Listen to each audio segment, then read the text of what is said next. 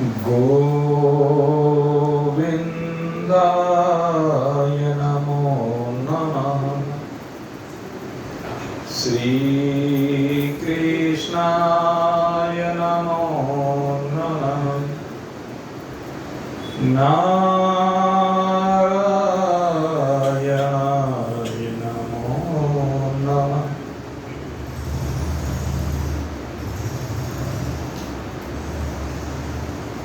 उपस्थित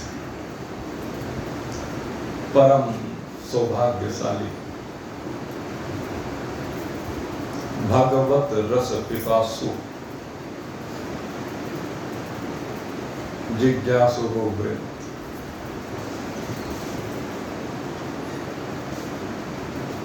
भगवान की असीम कृपा के कारण निरंतर ये दिव्य भगवान श्री कृष्ण की अमृतमय वाणी हमें श्रवण करने को मिल रही है। और कल भगवान ने कहा कि ये जो जीव है, चाहे वह किसी भी योनि में क्यों ना हो,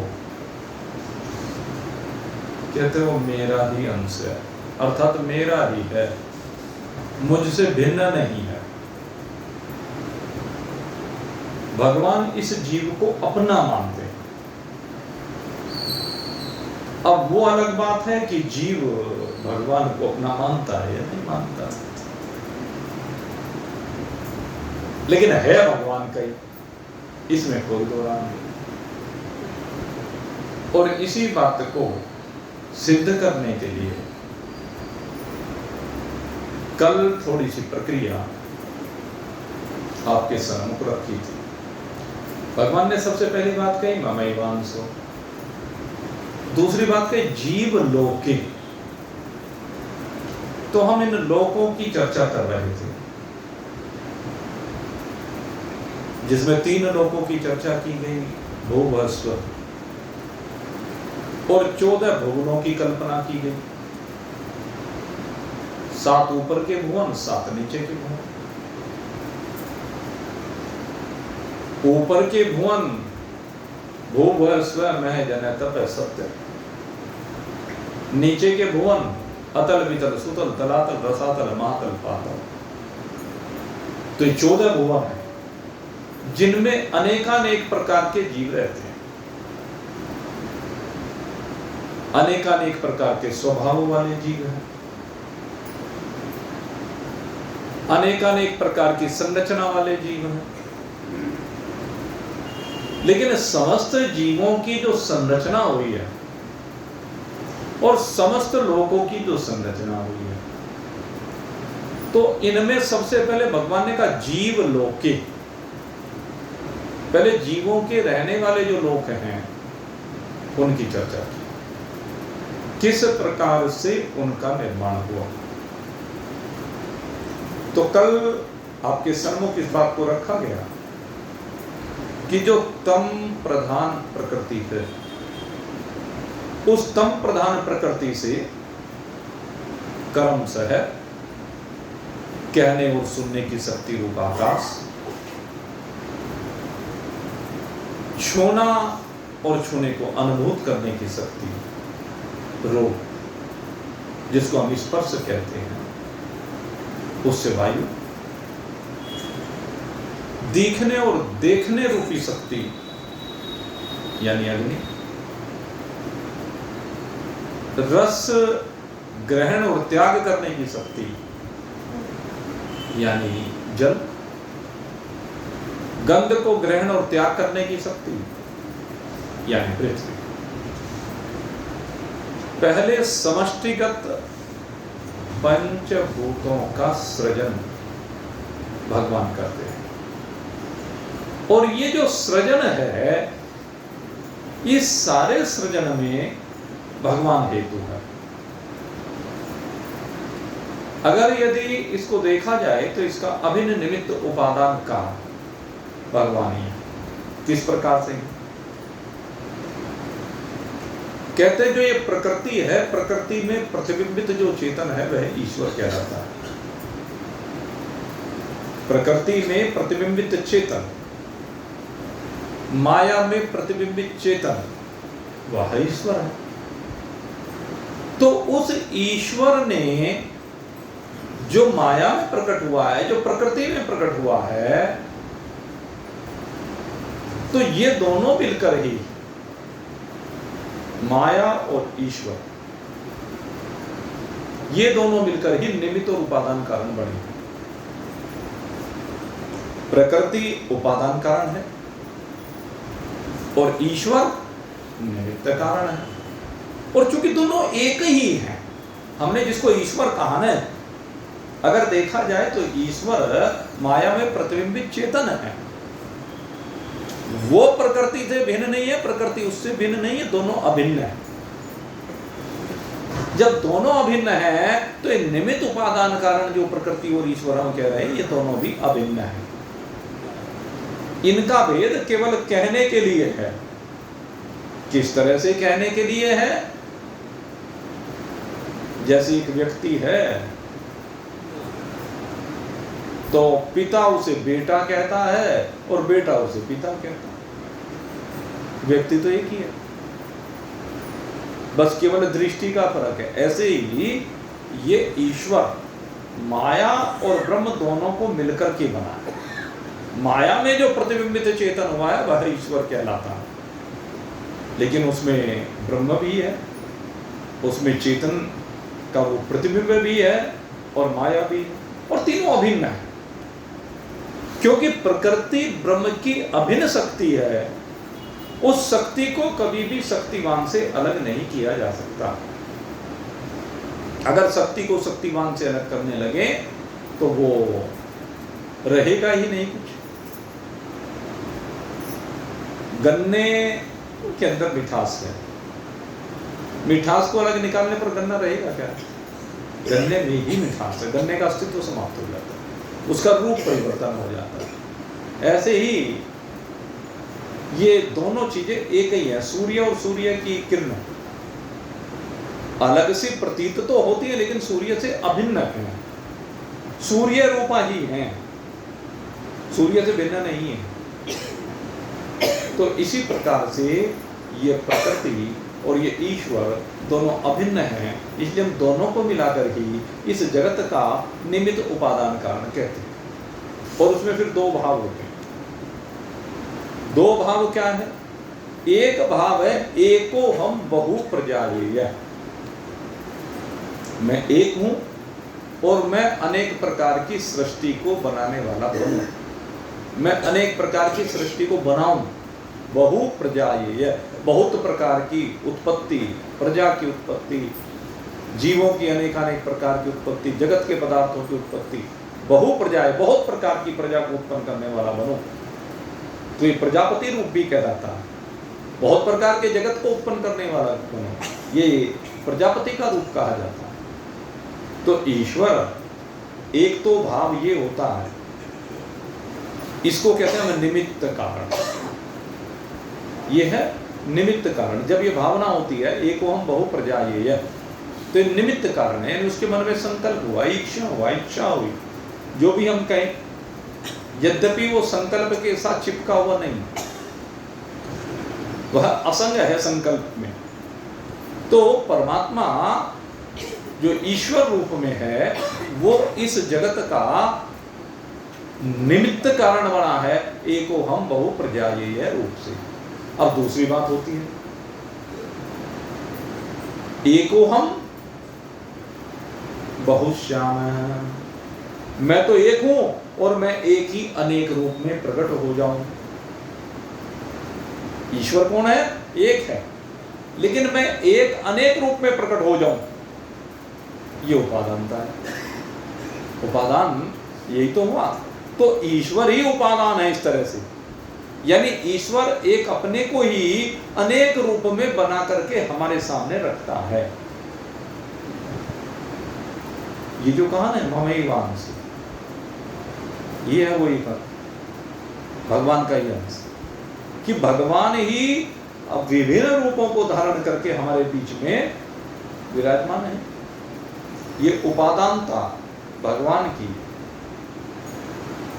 ईश्वर अंश जीव अविनाशी, ये जो जीव है ये ईश्वर का अंश इस प्रकार से है। तो भगवान निमित्त कारण भी है और उपादान भी कारण भी है। एको हम बहुप्रजाए, एको हम बहुश्याम, इन दोनों प्रकार से एक से भगवान उपादान कारण बनते हैं, एक से भगवान निमित्त कारण बनते हैं। और वास्तव में भगवान अभिन्न निमित्तोपादान कारण है। ये बहुत गहरी बात है।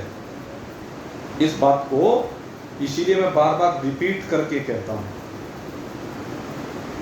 इस बात को समझना गहराई में जाकर के, भगवान निमित्त कारण भी है और उपादान कारण भी है, तभी ये जो मंत्र भगवान ने बोला है ये सिद्ध होता है।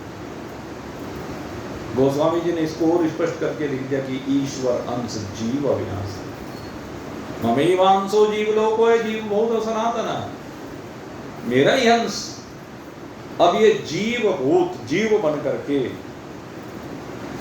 भूतात्मक होकर के, ये क्या है, जीव बन करके भूतात्मक होकर के जीव लोके, जीवों के रहने वाले जो लोक हैं उनमें विचरण करता है, उनमें लीलाएं करता है, उनमें कर्मों के करने का हेतु बन जाता है। तो भगवान अब एक से अनेक जो हुए हैं वो किस प्रकार से हुए हैं, इस बात के ऊपर हम चर्चा कर रहे थे कि जो तम प्रधान प्रकृति है उस तम प्रधान प्रकृति से ये पहले समष्टिगत पंचभूत प्रकट होते हैं। लेकिन जो समष्टिगत पंचभूत हैं वो शक्ति वातावरण में विराजमान तो है, ब्रह्मांड में विराजमान तो है, लेकिन अभी उसका कुछ प्रकटन नहीं हुआ, वहां कोई हलचल नहीं हो, कोई क्रिया नहीं है, बस है, अभी वो है केवल।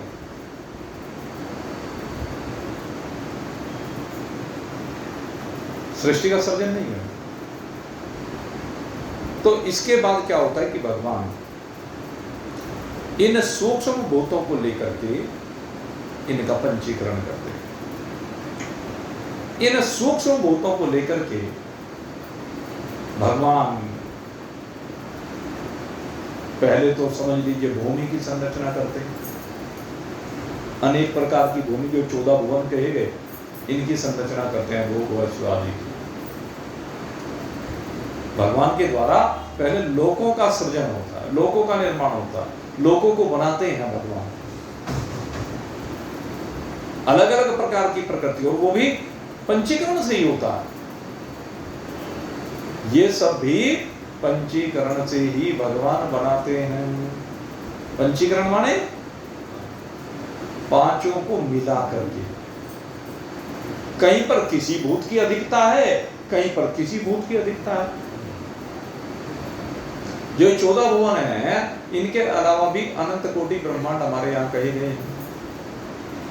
एक जैसे अग्निलोक होता है, अग्निलोक में अग्नि की अधिकता होती है, और वहां जितने भी पदार्थ बनते हैं वो सब अग्नि से ही बनते हैं, समझ लीजिए। जो वरुण लोक होता है, वहां वरुण लोक में सब पदार्थ जल से ही बनते हैं, जल तत्व की प्रधानता होती है। जहां भूलोक होता है वहां पर पृथ्वी की अधिकता होती है। जो उनसे अंतरिक्ष लोक होते हैं, अंतरिक्ष लोक होते हैं जहां पर शरीर सूक्ष्म रूप से निवास करते हैं, वहां पर आकाश और वायु तत्व की अधिकता होती है। लेकिन होते पंचभूत सब जगह पर है। ये लोकों का निर्माण पंचभूतों से ही होता है। अब इन पंचभूतों को भगवान किस प्रकार से मिलाते हैं, तो एक विधि बताई जाती है। पंचभूतों का मिक्सचर किस प्रकार से होता है, तो पहले कहते हैं कि पहले तो पांचों भूत अलग अलग स्थूल जो इनका भाव है उसको समझाया जाता है। कौन सा भाव, कौन सा भूत किस प्रकार से स्थूल होता है। जैसे आकाश जो सूक्ष्म है, अब भगवान ने क्या किया कि आकाश के दो भाग कर दिए। एक भाग तो आधा भाग है, फिर जो दूसरा आधा भाग है उसके भी 4 हिस्से कर दिए। यानी एक भाग तो 1/8 1/2 हो गया, और बाकी के 4 भाग 1/8 1/8 1/8 1/8, यानी 50% तो एक तरफ रख दिया और 12.5% के 4 भाग कर दिए। इसको इस रूप में सामान्य भाषा में समझ सकते हैं आप। 8 किलो चावल लेकर के आए, 8 किलो चावल में से 4 किलो चावल की ढेरी तो एक बना दी, और 1-1 किलो चावलों की 4 ढेरी बना दी। तो इसको कहते हैं जो आधा भाग है। अब पहले भगवान ने इस आधे भाग को लिया, तो आधे भाग को लेकर के आकाश को स्थूल बनाना है, तो उसमें आधा भाग तो आकाश का। अब आगे क्या किया, जैसे वायु है, वायु के भी ऐसे 5 भाग किए। आधा भाग एक तरफ रख दिया और 4 भाग वायु के अलग अलग कर दिए। इसको समझ लीजिए गेहूं ले लिया, 8 किलो गेहूं लिया, 4 किलो गेहूं एक तरफ रख दिया, 1-1 किलो की 4 ढेरी बना दी। फिर अग्नि को लिया, उसको चने की दाल कह लीजिए, मान लीजिए चना कह लीजिए, तो 8 किलो ही चना लिया, 4 किलो चना एक तरफ किया, 1-1 किलो की 4 ढेरी लगा दी। इसी तरह से जल और अग्नि के लिए आप कह लीजिए 8-8 किलो, 2 एक में बाजरा ले लिया, एक में ज्वार ले ली, 8-8 किलो, 4-4 किलो एक देंगे और 1-1 किलो।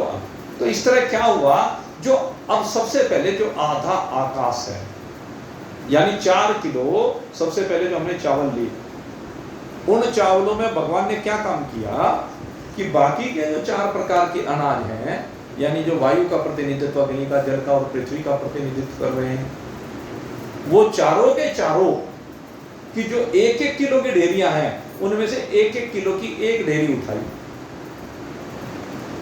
1 किलो वायु की ढेरी उठाई, 1 किलो अग्नि की ढेरी उठाई, 1 किलो जल की ढेरी उठाई, 1 किलो पृथ्वी की ढेरी उठाई, और वो उस आकाश में मिला। उस आकाश में मिलाने से अब क्या हुआ, वो आकाश स्थूल हो गया।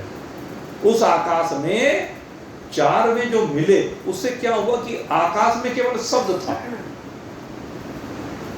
वायु के मिलने से उसमें स्पर्श भी आ गया, अग्नि के मिलने से उसमें रूप भी आ गया, जल के मिलने से उसमें रस भी आ गया, और पृथ्वी के मिलने से उसमें गंध भी आ गई। तो जो स्थूल आकाश हुआ, ये ठीक है कि वो आकाश में ऐसे ब्रह्मांडों की संरचना करता है, स्थूल हुआ आकाश, जहां पर आकाश की अधिकता होती है, लेकिन उसमें बाकी सब चीजें भी होती हैं। ऐसे भगवान ने वायु को स्थूल किया, और वायु को स्थूल करने पर आधा भाग तो वायु का है, यानी आधा तो गेहूं है, और बाकी 1-1 किलो आकाश, अग्नि, जल और पृथ्वी, ये 1-1 किलो चारों ये मिला दिए, तो ये स्थूल वायु हो गया। ऐसे ही फिर अग्नि को स्थूल किया। अग्नि को स्थूल कैसे किया, आधी अग्नि है और 1-1 किलो बाकी आकाश, वायु, जल और पृथ्वी हो गई। ऐसे ही फिर जल को स्थूल किया, और जल को जब स्थूल किया तो आधा तो जल है, और बाकी 1-1 किलो आकाश, वायु, अग्नि और पृथ्वी। फिर पृथ्वी को स्थूल किया, और जब पृथ्वी को स्थूल किया तो आधी तो पृथ्वी है, 4 किलो तो पृथ्वी हो गई, और 1-1 किलो आकाश, वायु, अग्नि, जल। तो इस प्रकार से ये 5 भूत स्थूल हो गए। स्थूल होने पर इनका प्रगटन दिखने लगा, इनका रूप दिखने लगा, ये अनुभूत होने लगे। स्थूल होने पर ही होता है सब चीज, सूक्ष्म रहने पर नहीं होता। और फिर कहते हैं इनके पंचीकरण से भी अलग अलग तत्वों की उत्पत्ति हुई है। जब जिस भूत में जो जो चीज मिली, उसने अपना प्रभाव दिखाया, और उस प्रभाव के दिखाने पर अलग अलग चीजों की उत्पत्ति हुई। जैसे जो पृथ्वी है, पृथ्वी में 5 चीजें, एक तो पृथ्वी स्थूल अपना रूप है, और दूसरे 4 चीजें इसमें मिली। जैसे पृथ्वी में जल मिला, तो पृथ्वी में जल के मिलने से कहते हैं मांस बन गया, जल से मांस बन गया। इसी तरह से सप्त धातुओं का जो निर्माण हुआ, ये पृथ्वी में अलग अलग तत्व के मिलने से हुआ। पृथ्वी के तत्व कौन कौन से हैं? एक तो आपका रोम है, एक आपकी त्वचा है, एक आपका मांस है, एक आपकी अस्थियां हैं, और एक जो है मज्जा कही जाती है। तो इस प्रकार से ये 5 तत्व, वैसे इनको 5 के बजाय 2 तत्व और कहते थे, तो वो भी इन्हीं में समाहित समझ लीजिए। जल के मिलने से मांस बन गया, वायु के मिलने से त्वचा बन गई, और ये जो रोम है ये आकाश का भाग है, अस्थियां पृथ्वी का अपना भाग है, और एक भाग कौन सा बच गया? वो अग्नि का भाग है। तो इस तरह से जब एक एक मिले ना, हम जब 2 चीज को मिलाते थे तो सीधा आप घर में देख लो, मान लीजिए दाल है, 2 दालों को मिलाओ, पहले आपने उड़द और मूंग की दाल मिला करके बनाई, तो दोनों को एक तरफ मिला के रखी, फिर उस उड़द की दाल में आपने चने की दाल मिला दी, उसको अलग रखो, तो दोनों का टेस्ट अलग होगा कि एक जैसा होगा? उड़द में मूंग की मिलने पर जो टेस्ट आएगा, और फिर उड़द में अरहर की मिलने पर जो टेस्ट आएगा, चने की मिलने पर जो टेस्ट आएगा, वो भिन्न प्रकार के होंगे ना सब। तो ऐसे भिन्न पदार्थों की उत्पत्ति होती है, उनके रंग अलग हैं, उनके रूप अलग हैं, तो भिन्न भिन्न प्रकार के पदार्थों की उत्पत्ति हो जाती है। आकाश के स्थूल होने पर आकाश के 5 तत्व हैं। आकाश के जो 5 तत्व हैं, शोक है, मोह है, लोभ है, भय है, और काम है, क्रोध भी आता है। काम, क्रोध, शोक, मोह, भय, ये 5 तत्व है।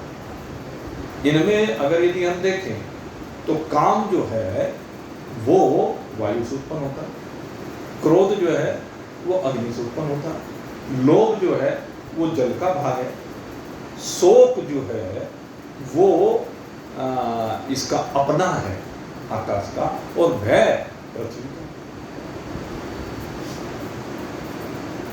इसी प्रकार से 5 भाग वायु के हैं। इनका विभाजन केवल 5 रूप में नहीं है, ये मैं एग्जाम्पल के रूप में दे रहा हूं आपको। इनके अलग अलग 5 के बजाय इनको 7 तरह से भी निरूपण किया जा सकता है, 8 तरह से भी निरूपण किया जा सकता है। और इसको कैसे किया जा सकता है कि मान लीजिए पहले 2 दाल मिलाई, फिर 3 मिला दो। जैसे मैंने कहा उड़द और मूंग की अलग 2 मिल गई, उड़द और चने की 2 मिल गई, तो दोनों अलग अलग दिखते हैं, तीनों को एक साथ मिला दो तो तीसरी अलग तरह की दिखाई देगी। तो इसलिए उनसे 5 तो मुख्य रूप से कह दिए जाते हैं, लेकिन ये जितने भी इस तरह के भाव हैं ये सारे के सारे आकाश में आ जाते हैं। ऐसे वायु की जब बात की जाती है, धावन है, प्रसारण है, आकुंचन है, संकुचन है, और एक क्या रह गया भाई, याद कीजिए? चलन, वलन, चलन, वलन, धावन, प्रसारण, आकुंचन, संकुचन। आकुंचन संकुचन दोनों एक ही माने जाते हैं। तो इस प्रकार से 5 ये वायु के भाग कह दिए गए, ये भी एक एक भूत से उत्पन्न हुआ। ऐसे ही 5 भाव अग्नि के हैं, है ध्यान किसी के?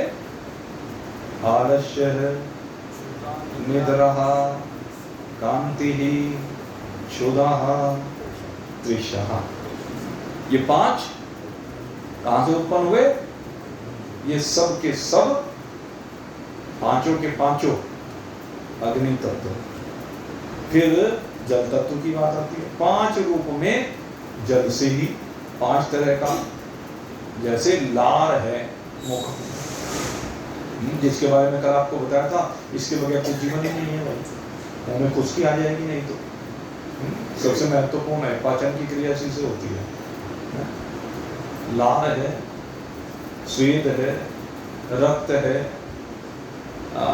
मूत्र है और शुक्र है। इस तरह से 5 रूप में ये जल रहता है शरीर के अंदर। तो इस प्रकार से 25 तत्वों की संरचना, लेकिन ये 25 से भी ज्यादा है। इनसे समझ लीजिए कि और भी तत्व सहायक, उनके उपभाग कह लीजिए। तो इस प्रकार से ये 25 प्रकार की प्रकृति और पैदा हो गई। अभी भी सृष्टि नहीं बनी, लेकिन ये सब भाव हैं। ये सब चीजें सृष्टि में पहले से उत्पन्न होती हैं, समष्टिगत रूप से अभी हैं। अभी ये सब जो भूतों की संरचना है, ये भी समष्टिगत ही है। भूत स्थूल हो रहे हैं, स्थूल भूतों से इस प्रकार के भाव निकल करके आ रहे हैं। ये भाव जीवों में तो जब जीव की उत्पत्ति होगी तब आएंगे। जीव की उत्पत्ति तो अब आगे आपको बताई जाएगी। तो अब ये सब आगे कहते हैं कि आगे इससे, इस धरा पर, हम तो अपनी धरा की बात करेंगे, अन्य धराओं पर भी वैसे तो फिर कहते हैं इस धरा पर प्रकृति का निर्माण होता है। इन भूतों के माध्यम से सृष्टि का निर्माण होता है। और सृष्टि में भी पहले केवल जड़ भूतात्मक सृष्टि का निर्माण होता है। जड़ भूतात्मक सृष्टि, जैसे जल शरीर के अंदर हम मानते हैं ना, ऐसे पहले ये सारा का सारा धरती जो है एक शरीर है, पूरी धरती एक शरीर है। और जितने तत्व शरीर में कहे उतने ही सारे के सारे इस भूमि में, इस भूमि से तो आएंगे वे सब। जिस प्रकार से शरीर में जल का प्रवाह होता है, ऐसे ही यहाँ पर नदियों का प्रवाह होता है। ये नदियों का जो प्रवाह है, जैसे नदियों का प्रवाह हो रहा है, ऐसे ही ये जब विराट पुरुष की बात की जाती है तो नाड़ियों में जो रक्त का प्रवाह है उसको कहा जाता है नदियां। जितनी भी तरह, ऐसे ही जो पहाड़ हैं, पहाड़ों का निर्माण हुआ तो पहाड़ों को कहा गया अस्थियां। शरीर की ताकत अस्थियों से है। अस्थियों के बिना ढांचा खड़ा नहीं हो सकता। तो हम जो अगर कहें तो पहाड़ों के बिना ये धरती खड़ी नहीं हो सकती। सारी चीजें पहाड़ों से, पहाड़ के बगैर जीवन की कल्पना नहीं कर सकते। हम तो मैदानों में रहने वाले लोग हैं, लेकिन मैदानी इलाका में रहना भी पहाड़ की वजह से संभव होता है। सोच के देखो, अगर ये गंगा यमुना आदि नदियां ना हो, ये ना बह रही हो, पहाड़ से ना रही हो, सृष्टि चल जाएगी क्या? जीवन चल जाएगा क्या? न तो आपकी कोई सड़क बनेगी, न आपके यहाँ कोई वनस्पति उत्पन्न होगी, किसी के मकान नहीं बन पाएंगे, रेत कहाँ से आएगा? बहुत चीजें हैं। वाटर लेवल जो मेंटेन होता है उसमें इनका बहुत बड़ा योगदान है। तो बहुत चीजें हैं। तो कुल मिलाकर के फिर भगवान ने ये वनस्पतियों की सृष्टि बनाई। और ये जो वनस्पतियों की सृष्टि बनाई, 10 प्रकार की प्रकृति के लिए वैसे तो भगवान ने एक प्रकृति बनाई। इस प्रकृति को बनाने के बाद, उसके बाद जीवों की और उनके शरीरों की संरचना हुई। भगवान ने अब पंचभूतों से, जैसे ये पृथ्वी पर अनेक प्रकार की सृष्टि, अनेक प्रकार की वनस्पतियां बनाई, एक तरह से कह लीजिए, उसी तरह से शरीर बनाए अनेक प्रकार के। जीवों के भोगार्थ पहले तो ये संसार खड़ा किया। अगर पहले जीवों को खड़ा कर देगा तो वो खाएंगे कहां से? इसलिए पहले संसार को बनाया, और संसार को बना करके फिर जीवों का निर्माण हुआ। और ये जो जीवों का निर्माण हुआ, ये भी प्रकृति से हुआ। ये ये भी परमात्मा से, वह परमात्मा ही जीवों के रूप में अनेक शरीरों को धारण कर लेता है। ये ईश्वरंश जीवन विनाश। जब ये मलिन सतोगुणी प्रकृति से संयुक्त होता है ईश्वर, मलिन सतोगुणी, तो अनेकानेक प्रकार की जीवों की सृष्टि बनती है, जो 84 लाख प्रकार के जीव कहे गए। और इस सृष्टि में हर जीव की अपनी उपयोगिता है। भगवान ने जो सृष्टि में ये अनेकानेक प्रकार के जीव बनाए हैं, 84 लाख प्रकार की जो योनियां हैं, कहते हैं उसमें हर एक का उपयोग है। कोई भी जीव ऐसा नहीं है जो अनुपयोगी हो। बस वो अलग बात है कि हमें उसकी भूमिका का पता नहीं। हम अपने दृष्टिकोण से देखते हैं और अपने दृष्टिकोण से देखने के कारण से हम उसकी वैल्यू कम या ज्यादा आंकते हैं या नहीं भी आंकते हैं।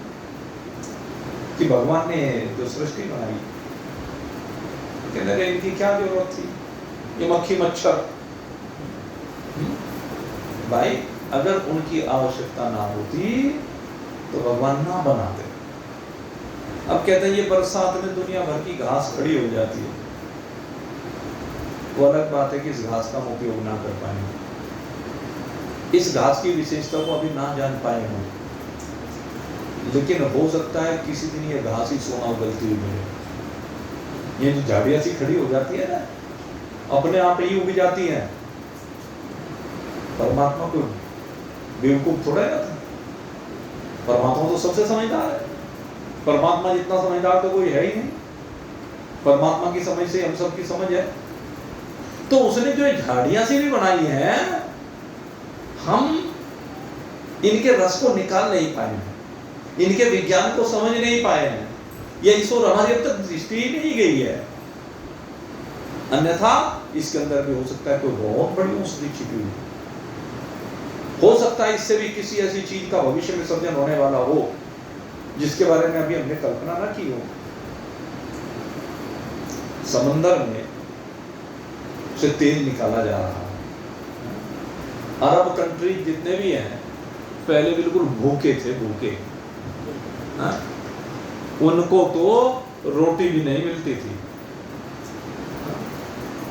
क्योंकि वहां का जो पानी था वो बहुत खराब था।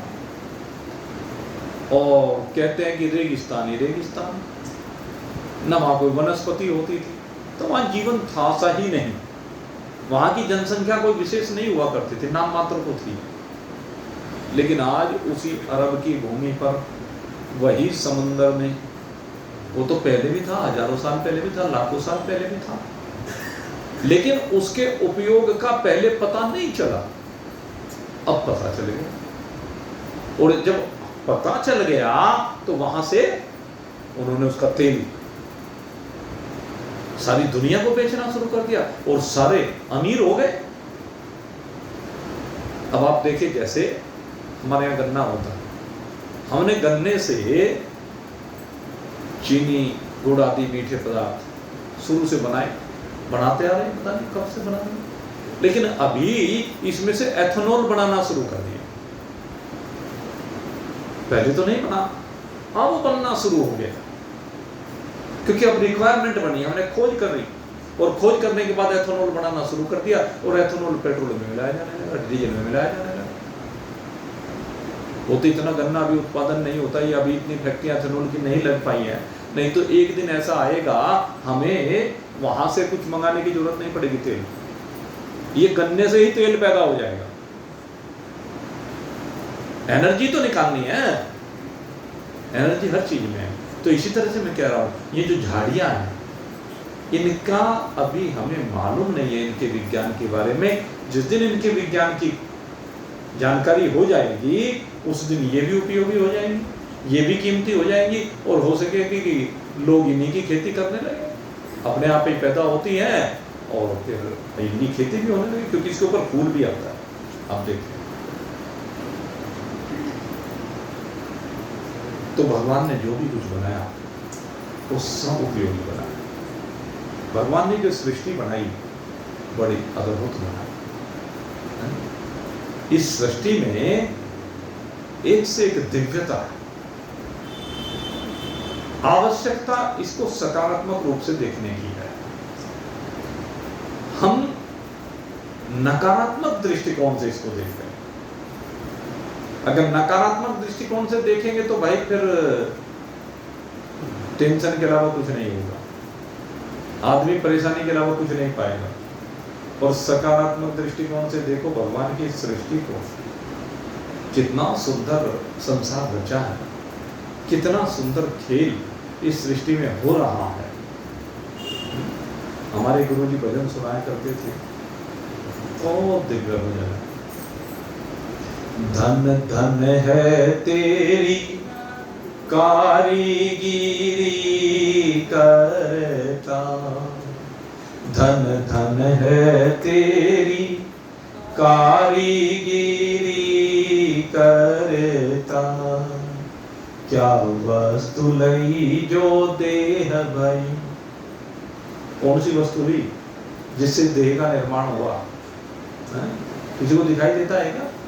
कौन सी वस्तु से बनाई इसको? इतने बड़े बड़े पेड़ खड़े हो जाते हैं, छोटा बीज बोकर के कहीं से बनाया भाई उसको? चलता है कुछ पता? क्या वस्तु लई जय देह भई, फिर बना दिया रग रग कैसे, अपानी पा दो जवन गई ता, कोई पकड़ ले पग कैसे। रम सब में रहा बस सब में रहा, रम सब में रहा बस सब में रहा, फिर सब से रहा अलग कैसे। अखंड ज्योति अपार लीला, अखंड ज्योति अपार लीला, कीनहु मैं पायो तेरो पार। धन धन है तेरी कारीगिरी करता, धन धन है तेरी कारीगिरी करता। भगवान की कारीगिरी बड़ी अद्भुत है, बड़ी विचित्र है। गर्भवास में रख के तूने पीड़ा दी बालकपन की, आई जवानी हुई मत वाली, कमी रही ना यौवन की। आया बुढ़ापा ये बतलाया, जो बनी हुई सो बिगड़न की। कोई कोड़ी कोड़ी को मोहताज फिरे, कोई कोठी खोल रहा धन की। कोई तिरिया संग में कोल कर, कोई तप तप राख करे तन की। कहीं गहरी गहरी सागर, कहीं गहरे गहरे सागर हैं, कहीं चोटी चमक रही पर्वतन की। देखो संसार की विचित्रता, कहीं इतने गहरे गहरे सागर और कहां इतने ऊंचे ऊंचे एवरेस्ट जैसे पहाड़। कहीं चोटी चमक रही पर्वतन की, कितने सूरज चांद सितारे, कितने सूरज चांद सितारे। कैसे रहा सबको धार, धन धन है तेरी कारीगिरी करता, धन धन है तेरी कारीगिरी करता। नर तन चाचोला सीन दिया, नर तन सा चोला सीन दिया, सुई धागा हाथ में कहीं नहीं है। क्या कहीं सुई धागा? कहां से सील के बनाया? कहीं कोई जोड़ दिखाई देता? कैसा विचित्र शरीर बनाया, और सबके शरीर बड़े विचित्र बनाए हैं। एक कपड़ा सिलवाने लगते हैं 100 जगह पे जोड़ लगाने पड़ते हैं, 100 जगह से सिलाई करनी पड़ती है। करना पड़ता है कि नहीं करना? लेकिन इसमें कहीं कोई जो सब सिस्टम भगवान ने ऐसा खड़ा किया। नर तन सा चोला सील दिया, सुई धागा हाथ में कहीं नहीं। पत्ते पत्ते की कतरन न्यारी, हाथ कतरनी कहीं नहीं। पत्ते पत्ते की कतरन न्यारी, हाथ कतरनी कहीं नहीं। भोजन दे कीड़ी कुंजर को, भोजन दे कीड़ी कुंजर को, तेरे लगे भंडारे कहीं नहीं। रत्ती भर न्याय में फर्क पड़े ना। यहाँ के जजों की बात नहीं है, यहाँ के जज तो फैसले बदल देते हैं, उनका दिमाग उतना काम करता नहीं है। लेकिन वहां जो जज बैठा है करता है न्याय सभी का, धर्म आसन पर डट के। वो धर्म के आसन पर बैठ के जब न्याय करता है ना, तो उससे छिपा हुआ कुछ नहीं है।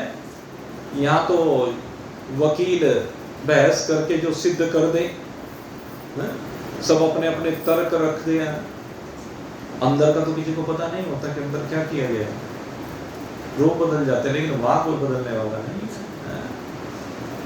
वहां तो कोई राजा हो, संत हो, गृहस्थी हो, सबके खाते ऐसे भरे हुए हैं, एक एक पल का टेप रिकॉर्ड वहां है। इसलिए वहां कोई नहीं बच सकता। इसलिए कहा कि यहाँ के न्याय में फर्क हो सकता, लेकिन वहां के रत्ती भर फर्क नहीं हो सकता। रत्ती भर न्याय में फर्क पड़े ना, तेरी लगी कचहरी कहीं नहीं। बरसे जल जंगल एक करे, आकाश में सागर कहीं नहीं। घटा चतुर्मासी चढ़ आवे, बरस के बहा दे जलधार। धन धन है तेरी कारीगिरी करता, धन धन है तेरी कारीगिरी करता। और कैसी दिव्य कारीगरी की, उसका पार पाना बड़ा मुश्किल है। सब संत महत गागार, सब संत महत गागार, पायो तेरो पार नहीं। सब संत महत गागारे, पायो तेरो पार नहीं। जो कर दे बस तू ही कर दे, दूजे का अख्तियार नहीं। भक्ति कर रंग गले लिपटे बिन, भक्त भूप को प्यार नहीं। ये बस्ती राम दरबार खड़ा, क्यों सुनते इसकी पुकार नहीं। सुख स्वरूप दर्शा दो अपना, खोल के मोती द्वार। धन धन है तेरी कारीगिरी करता, धन धन है तेरी कारीगिरी करता। जी हाँ, भगवान ने ये जीवों की भोगात, त्रिगुणात्मक और पंचभूतात्मक 14 लोकों की संरचना की है। लेकिन भगवान कहते हैं कि हे जीव, तू मेरा ही सनातन अंश है, लेकिन तूने भूल से इस अहमता और ममता के पिंजड़े में बंद होकर के तरह तरह की मान्यताएं बना करके अपने आप को मुझसे अलग समझ लिया, और इसी कारण तू कष्ट पर कष्ट उठा रहा है। जैसे एक बार क्या हुआ, एक शेरों के झुंड से एक नवजात शेर का बच्चा बिछुड़ गया और वो बिछुड़ करके बकरियों में मिल गया। अब जब बकरियों के झुंड में मिल गया तो उन बकरियों के झुंड में मिलकर के वो भी बकरियों के जैसा ही आचरण करने लगा। उन बकरी के बच्चों के साथ ही घास चरने के लिए जाता है, उन बकरियों की तरह से पानी को पीता है, उन बकरियों की तरह ही डरा डरा रहता है। होते होते ऐसे ही समय बीतता चला गया और बकरी पने के संस्कार उसके अंदर ऐसे हुए कि वो शेर पना उसे पता ही नहीं कि क्या होता है। वो शेर पने को बुला रहा और एक दिन एक शेरों के झुंड ने उस बकरियों के झुंड पर आक्रमण कर दिया और शेरों की दहाड़ से डर करके सब बकरियां इधर उधर दौड़ने लगी। तो तभी उन्होंने देखा कि इन बकरियों के झुंड में एक शेर है और वो शेर भी उस दहाड़ से डर करके भागने लगा। उन्होंने कहा, अरे मूर्ख, तू क्यों भाग रहा है?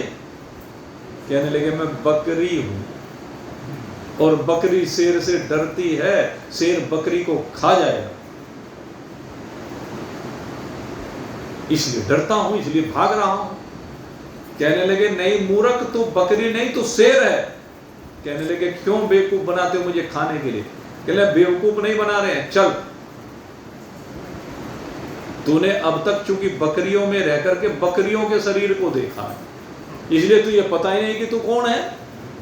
तू दूसरों को तो देखता रहा लेकिन अपने आप को तूने नहीं देखा, इसलिए तेरे अंदर बकरीपना आ गया। आ चल हमारे साथ। अरे हमारा अंश होकर के तू इन बकरियों के जैसा बुजदिल हो गया है। कहने लगे, आप मुझे बहका रहे हो। कहने लगे, बहका नहीं रहे, चल तुझे तेरी वास्तविकता के दर्शन कराते हैं। और अब उसे लेकर के गए एक सरोवर के किनारे और सरोवर के किनारे ले जाकर उसे कहा, देख जल में अपने रूप को देख। और उस शेर के बच्चे ने जल में अपना रूप देखा तो देखा, अरे तेरा तो रूप बिल्कुल शेरों जैसा है।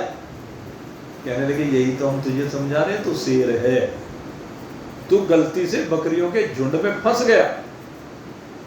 ऐसे ही सद्गुरु समझाते हैं, अरे तू शुद्ध सच्चिदानंद घन ब्रह्म है, तू काहे अपने को जीव समझ करके, ब्राह्मण क्षत्रिय वैश्य शूद्र समझ करके, काहे अपने आप को ब्रह्मचारी वानप्रस्थी गृहस्थी सन्यासी समझ करके, विद्वान धर्मात्मा धनवान गरीब समझ करके दुखी हो रहा है।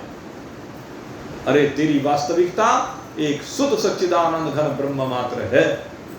तू अपनी वास्तविकता को भूला हुआ बैठा है, इसलिए शरीर के भाव से बाहर निकल करके, शरीर से भले ही तू बकरी दिखता हो लेकिन तेरा आत्मा शेर है। तेरी वास्तविकता शेर आत्मा है और ये आत्मा सदा से मेरा ही अंश है, सदा से मैं ही हूं। मुझ में और तुझ में रत्ती मात्र भी भेद नहीं है, यही हम दोनों की वास्तविकता है। इस बात को सद्गुरु समझाते हैं, ममेवांसो जीवलोके जीवभूत सनातन। कहता सदा से तू ऐसा ही है, ऐसा नहीं कि आज ही हो गया है जान करके। भले तूने अपने में बकरीपना मान लिया था लेकिन था तो तुम भी शेर। जब तू अपने को बकरी मान रहा था तू तब भी शेर ही था। जब तू अपने को जीने मरने वाला, आने जाने वाला, लेने देने वाला मान रहा है तो तब भी तू अखंड अजर अमर अविनाशी नित्य सर्वगत स्थिर अचल शुद्ध सच्चिदानंद ब्रह्म। लेकिन भूल से मान रहा था, भूल सुधार कर ले। जिसने भूल सुधार कर ली वो शेर हो गया, यानी ब्रह्म हो गया। और जिसने भूल सुधार नहीं की वो बकरी बना रह गया। अब ये हमें निर्णय करना है कि बकरी बन करके रहना है या शेर बनना है। वास्तविकता तो आपकी शेर ही है। अब आप इस वास्तविकता को समझिए और आनंद मनाइए भाई। हम तो यही कहते हैं, आनंद का मूल एक यही है, अपनी वास्तविकता को समझना। तो आप सभी के लिए बहुत बहुत शुभकामना करते हुए अब आज के सत्संग को यहीं पर विश्राम दे रहे हैं। कल फिर आपकी सेवा में उपस्थित होंगे ठीक समय पर। बोलिए सच्चिदानंद भगवान की